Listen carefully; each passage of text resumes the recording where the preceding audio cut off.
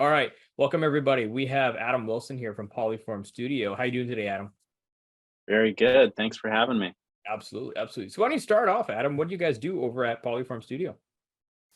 So, Polyform Studio is a product design studio, which means we create all types of digital and physical products for mostly early stage startups, but Mhm. also for big corporations that are looking to make a new consumer tech product that is outside of their usual area of expertise. So we do a lot of R&D, we do a lot of mobile, we do a lot of now augmented virtual reality, For sure. blockchain stuff, all super fun tech stuff that's consumer facing. Awesome. No, that's quite a variety of digital services you guys do for sure. How big is your team right now? You must have a few experts on your team too helping you out. Oh yeah, we've been growing a lot. So at the moment, we've got somewhere in the mid 40s, 44, 45 people total, most of them designers, plenty of project management and brand people, web design people, 3D design people, all types of fun creatives. Phenomenal, phenomenal, man. Absolutely. And how long have you been working in the like? I guess for you, it's tech development, advertising space, and marketing. How long you been working in the space overall for? Yeah, so I've personally been in the space, right since like right when the iPhone came out. My background's in industrial design, so I was designing physical products, Hmm. saw what was happening with the smartphones, was lucky to get into an agency here in the city that launched I think it was 7 of the 500 apps that went live with the App Store. So we were kind of there right from the start.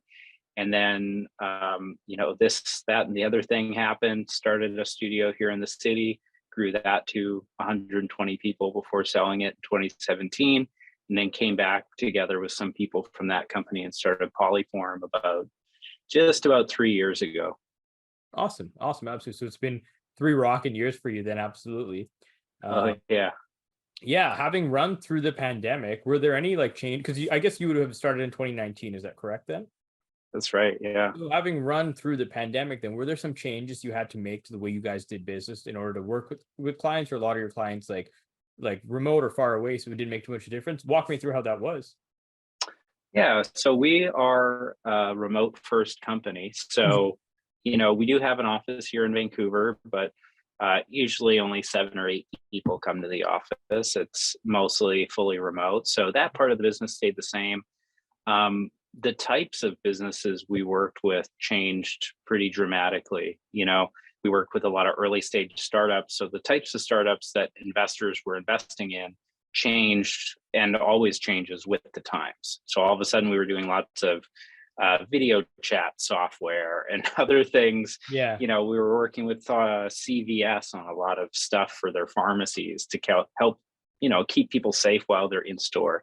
totally. So the types of projects changed quite a bit, but thankfully, COVID did not slow down our business or growth very dramatically. Absolutely, absolutely. So you probably saw it as a big growth time for you guys then. Yeah, it was a great time for us to be starting a new business that was experienced in this kind of stuff, because a lot of teams that would be doing this in house were unable to, and they were unable to build new teams. And if they weren't used to working remotely, it was just more convenient for them to hire an external team that was used to working remotely than to try and build that culture, in a month. Absolutely, absolutely. No, that's awesome. Yeah, well positioned for that time for sure. And Yeah. um, one additional thing to that, of those changes you guys had to make throughout the pandemic. So, have any of those, like either services the way you did service then, or the services you provided during that time, have those continued now, or are you kind of getting back to the way things were beforehand? Yeah, I think, we work in a really agile industry. So every time we do something new, learn something new, we carry it forward onto the next thing. Every time we work with a startup on a particular type of product, or we work in a particular type of industry, that helps us get more work in that product Yeah. vertical or industry. So, a lot of what we did during that first year just got amplified in year two and three. Awesome. Yeah, absolutely. Absolutely. Now, obviously, you have quite a bit of business experience, Adam. What would you say is one of your biggest learning lessons that you've had as a business owner?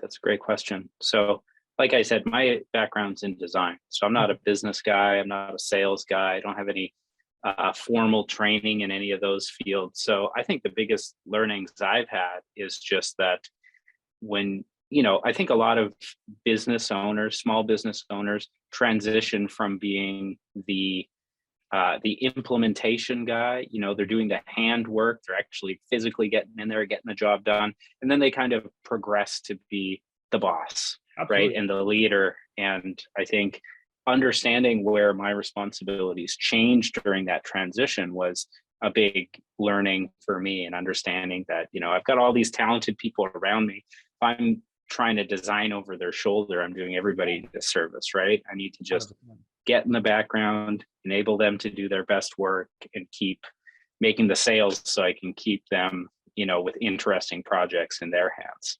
So it becomes a much more, instead of servicing the client, it's been a big shift to servicing my employees.